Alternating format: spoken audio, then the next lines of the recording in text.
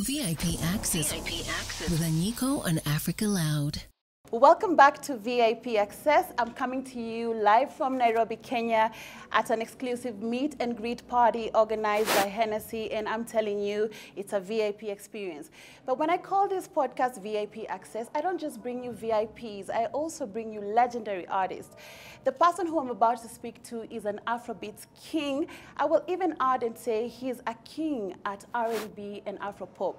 You know, the artists who took Nigerian music to the world, before the artists who you see today were these pioneers. I don't have so much time for this conversation, but there's something that has been bugging me. I think you're one of the few artists who, you know, started, let me say, who made Nigerian music very popular. Yeah. You're a pioneer in very many ways, you know, without the Wande Coals, the Two Babas, the D-Bunch. The P-Squares. Right? Yeah. Ikichuku, yeah. We'd never be here today. So how have you managed to still be so relevant? Because you are very relevant. Like, I'll put you next to Fireboy still, but not many of those people of those days. So when I came in the industry, I knew that I wanted to create a change. So by the time I started working, I knew that the only way that it would cross over to the world was, you know, singing in my dialect and singing English, because English is universal. So it was only easy for every part of every, you know, other around the world to get it. English is universal. So I kept that momentum going, and I was always young at heart. I'm always young at heart. Like that's it. Like that's me. Yeah, you play too much. Yeah, I mean, like that's it. I mean, I feel like that's where I get it from. So, I mean, being consistent and persistent is my thing. I never want to back down. I never want to be like, oh, I slowed down, I slow rolled. You know, I'm always hyped. You know, and that has kept me going. Also, when I hear new talents, I'm like, yo, these guys are snapping. They doing great. Let me go and work hard on myself. So when I hear different music, I go back in time and then I work hard on myself and I keep creating. The one thing that keeps you in the game and relevant is when you keep working and don't stop. Okay. Yeah. So you brought us so many hits from Asomi So, Bumper to Bumper in the beginning. Bumper to Bumper was the beginning. Right. You Bad was at the beginning. Right. Iskaba. Maga. Again remix. Again. Echo Kenal. Please don't kill me. What do you do to always deliver these hits? Because artists always say it's not, like, there's no formula, but like for you, what is the thing? My formula is I never stop. My formula is I never want to give up. Okay. My formula is I know music is universal and it's always... But when you say you never stop, it means like you produce a lot and...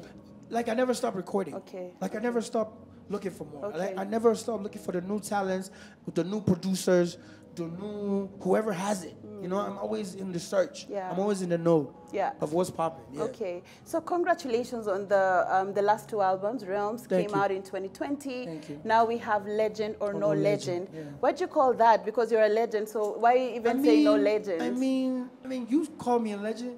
I accept it. But I just... So it came about, I was on Twitter one day. Yeah. And then somebody tweeted and said, is it right to call Wande Coal a legend? And then my phone started ringing, boom, and you know, listen, I don't have time for social media like that. You know what I mean? So, but when my phone is ringing and there's a lot of notification, people are saying, no, it's not a legend. No, some people say, yeah. And then I start trending.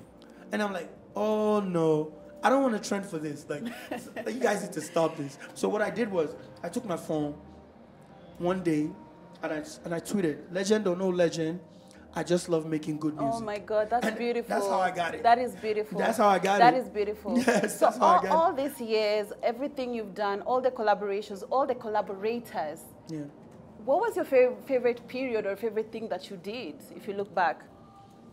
I mean, I feel like every time that I work and I do something successful is a blessing to me. So I feel like, I always want every blessing. Like when I finish this one, I'm like, oh, this song was a blessing. I killed it. Let me go to the next one. Let me kill another one. So it's like that. Okay. It's like a never-ending blessing. Okay. I mean, thank you so much for the interview. I think the very last thing I'm going to ask you to maybe tell those who are watching, if somebody is an artist and looking at you or listening to you and they want to have longevity in the industry, what kind of advice would you give them? I mean, for young artists who want to have longevity in the music industry, first of all, you have to, you know, be educated. You know what I mean? Be educated, have a lawyer, have a right team. Be grateful to God, you know, be hardworking.